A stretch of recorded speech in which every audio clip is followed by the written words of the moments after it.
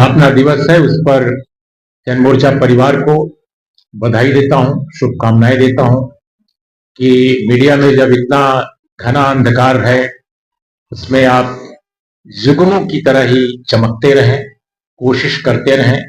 इस अंधेरे में जुगनू का भी बहुत बड़ा रोल है, बहुत बड़ा महत्व है। और फैजाबाद में फिर आना हुआ, इसके लिए भी मैं आभारी हूं जन मोर्चा का। उन्होंने आमंत्रित किया, पिछली बार मैं नहीं आ पाया था कुछ कारणों से। मंच पर बैठे हुए सभी साथी पत्रकार, लेखक और आप सब जो सामने बैठे हैं, फैजाबाद के बहुत ही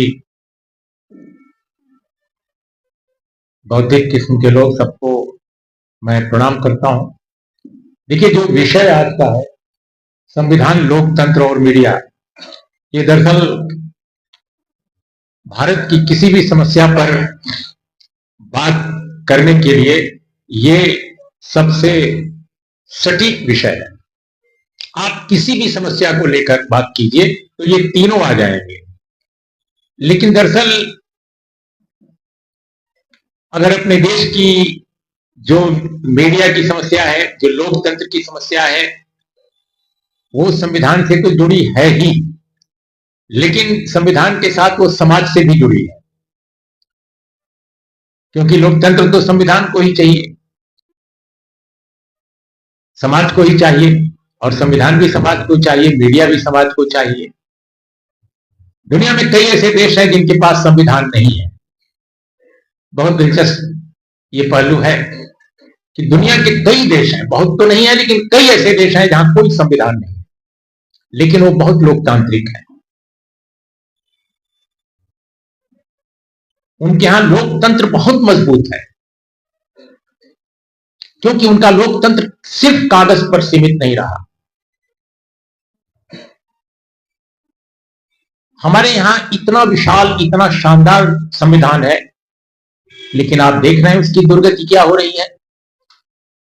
मैं ये वकालत नहीं कर रहा हूं कि दुनिया के तमाम लोकतांत्रिक देशों को संविधान नहीं रखना चाहिए, ऐसा नहीं, लेकिन दुनिया में ऐसे उदाहरण हैं कि लोग संविधान न होने के बावजूद भी लोकतंत्र है और बेहतर लोकतंत्र है। अगर अपने मुल्क को देखें तो लोकतंत्र के जो इंडेक्स हैं, ग्लोबल इंडेक्स, इसमें हम बहुत पीछे हैं।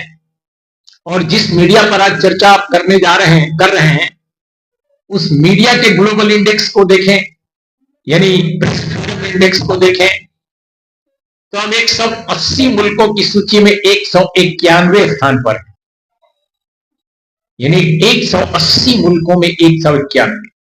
अभी कोई मित्र बता रहे थे कि कहा जा रहा है कि भारत जो है डेमोक्रेसी की मातृ स्थली है, यानी यहीं से पैदा हुआ है लोकतंत्र। तो उस लोकतंत्र की यह स्थिति है। तो दरअसल समस्या लोक संविधान नहीं है, संविधान तो हमारे पास बहुत शानदार है। समस्या है संविधान को चलाने वाले, जो संविधान को चलाने वाले लोग हैं, वो समस्या है। और ये बात बैठे हुए थे, वहां से गिरफ्तार उन्हीं की पुलिस उनको करती है और ले जाकर जेल में डाल देती है। Only because of two reasons, one is land reforms and second is education bill. और नेहरू जैसा महान प्रधानमंत्री इस देश का था, बिल्कुल शेख अब्दुल्ला के गहरे मित्र वो थे। क्यों ऐसा करना पड़ा? इसके लिए आपको शेख मोहम्मद अब्दुल्ला और नेहरू दोनों को पढ़ना पड़ेगा। शेख मोहम्मद अब्दुल्ला ने अपनी जीवनी में, आत्मकथा इसलिए मैं नहीं कहता हूं कि वो बोले हैं, लिखा किसी और ने है, लेकिन ऑटोबायोग्राफिकल राइटिंग है, इसमें तो कोई दो राय। उन्होंने सारी खेत खोल दी है कि कैसे नेहरू को विवश कर दिया गया उनकी सरकार गिराने के लिए, और बरसों बरस तक उनको जेल में रहना पड़ा। लैंड रिफॉर्म्स को टॉलरेट नहीं कर सकता था ये देश, जम्मू कश्मीर टॉलरेट नहीं कर सकता था, क्योंकि डेमोक्रेसी मजबूत हो रही थी, उससे समानता आ रही थी, लिबर्टी आ रही थी, बराबरी आ रही थी, गैर बराबरी खत्म हो रही थी, वर्ण भेद खत्म हो रहा था। लेकिन कश्मीर के बड़े पंडित, कश्मीरी पंडित, डोगरा सब मिल गए, और वहां का वणिक समाज भी, व्यापारी समाज भी, सब मिल गए। प्रजा परिषद तो पूरा का पूरा, जिसको आरएसएस की बैकिंग थी, सब मिल गए और मिलने के बाद स्थिति यह आ गई कि शेख मोहम्मद अब्दुल्ला को गिरफ्तार कर दिया गया, जेल में डाल दिया गया, देशद्रोही कह दिया गया और आज तक उनको देशद्रोही इस देश मान रहा। 90% हिंदी क्षेत्र में पूछा जाए 90% लोग कहेंगे कि शेख अब्दुल्ला देशद्रोही था, जबकि भारत का एक महान सपूत था। और सच पूछिए तो जम्मू कश्मीर अगर भारत का हिस्सा आ जाए, ये मैं दावे के साथ कह सकता हूं, तो सिर्फ 3 लोगों के कारण। एक का नाम है जवाहरलाल नेहरू, दूसरे का नाम है शेख मोहम्मद अब्दुल्ला और तीसरे का नाम है वीपी मेनन। इन 3 लोगों ने जम्मू कश्मीर को भारत का अविभाज्य अंग बनाया। इसलिए कि हमारे समाज की बुनियाद में प्रॉब्लम है। हम इनहेरेंट, हमारे यहां डेमोक्रेसी इनहेरेंट नहीं है, अंदर से नहीं है। किसी ने कहा, चंद्रशेखर जी ने संभव, ये एक सामंती किस्म का समाज है। एक गरीब आदमी भी यहां सामंत की तरह बिहेव करता है, उसके अंदर भी सामंती चेतना है। पत्नी के साथ रिश्तों में, बेटे के साथ, बेटी के साथ रिश्तों में, अपने साथ काम करने वालों के साथ के रिश्तों में, क्योंकि सदियों की कहानी है भारत में। धर्म और जाति और वर्ण व्यवस्था सबका एक समुच्चय अगर आप देखते हैं तो ये अनडेमोक्रेटिक है। हम धर्म के साथ खड़े होकर डेमोक्रेसी का विरोध करते हैं। एक तरफ हम कहते हैं कि हमारी गीता महान है, सबसे बड़ा धार्मिक ग्रंथ है, लेकिन मुझे, और ये बात आज हमारे सामने है, लेकिन डॉक्टर बी.आर. अम्बेडकर, जिनको इस भारत के संविधान के ड्राफ्टिंग कमेटी का चेयरमैन बनाया गया था और संविधान के अनेक महत्वपूर्ण प्रस्तावनाओं को